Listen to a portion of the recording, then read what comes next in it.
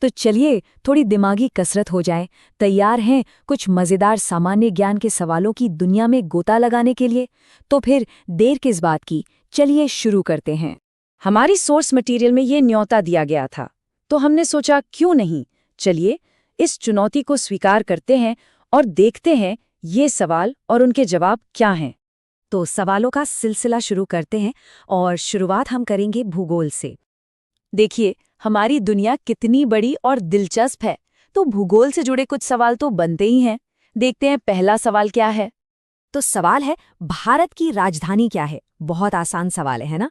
एक ऐसा शहर जो इतिहास और आज दोनों का एक खूबसूरत मेल है। मुझे लगता है इसका सही जवाब तो ज्यादातर लोगों को पता ही होगा। चलिए देखते हैं। जी हाँ, नई दिल्ली ये भारत की राजधानी है और यहीं से केंद्र सरकार काम करती है। और हाँ, एक छोटी सी और जानकारी, इसे 20वीं सदी में ब्रिटिश आर्किटेक्ट्स एडविन लुटियंस और हर्बर्ट बेकर ने डिजाइन किया था। काफी दिलचस्प है ना? चलिए अब भारत से निकलकर चलते हैं यूरोप, एक ऐसे देश की तरफ जो अपने फैशन, आर्ट और जायके के लिए दुनिया भर में मशहूर है। सवाल है, फ्रांस की राजधानी कौन सी है? एक हिंट दूं, इस शहर को सिटी ऑफ लव यानी प्यार का शहर भी कहा जाता है। एफिल टावर की चमक यहीं देखने को मिलती है। तो सही जवाब है पेरिस।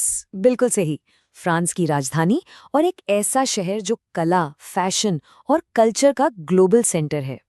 चलिए अब आगे बढ़ते हैं। तो भूगोल के बाद अब बारी है इतिहास और विज्ञान की। तैयार है समय और अंतरिक्ष की एक छोटी सी सैर के लिए? चलिए जरा धरती से ऊपर उठकर सौर मंडल की तरफ देखते हैं। मंगल ग्रह, इस ग्रह को एक और नाम से भी जाना जाता है। कुछ आइडिया है? उसके रंग में ही एक बहुत बड़ा हिंट छिपा है। क्या जवाब पता है? जैसा मैंने कहा, उसका रंग ही उसकी पहचान है। तो सोच लिया? चलिए देखते हैं। हाँ, इसे कहते हैं लाल ग्रह, द रेड प्लैनेट। और ऐसा क्यों? क्योंकि इसकी सतह पर आयरन ऑक्साइड बहुत ज्यादा है, बिल्कुल वैसे ही जैसे लोहे पर जंग लग जाता है ना। बस वही इसे इसका खास लाल रंग देता है। तो ठीक है, अंतरिक्ष से वापस जमीन पर आते हैं और अब चलते हैं मॉडर्न हिस्ट्री की तरफ। एक बहुत ही महत्वपूर्ण सवाल है, संयुक्त राष्ट्र संघ यानी यूनाइटेड नेशंस, इसकी स्थापना कब हुई थी? ये वही संगठन है जिसे दुनिया में शांति बनाए रखने के लिए बनाया गया था। इसका मकसद था दुनिया को एक और विश्व युद्ध से बचाना। तो वो साल कौन सा था? सही वर्ष है, साल था 1945, मतलब दूसरे विश्व युद्ध के खत्म होने के ठीक बाद। इसकी नींव रखी गई एक उम्मीद के तौर पर कि दुनिया फिर वैसी तबाही न देखे। अगला सवाल हमारे अपने देश के इतिहास से है, एक ऐसा सवाल जो हर भारतीय के दिल के करीब है। हम जिन्हें राष्ट्रपिता कहते हैं, महात्मा गांधी, उनका जन्म किस वर्ष हुआ था? तो हमारे इस आखिरी सवाल का जवाब एक बहुत ही महत्वपूर्ण साल है ये। चलिए देखते हैं। 1869, ये है सही जवाब।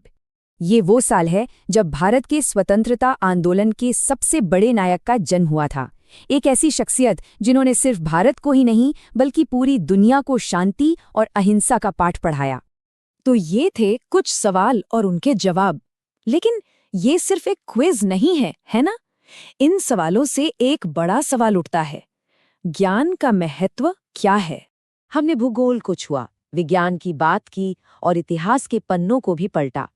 लेकिन सोचने वाली बात यह है कि ये सब जानना आखिर जरूरी क्यों है?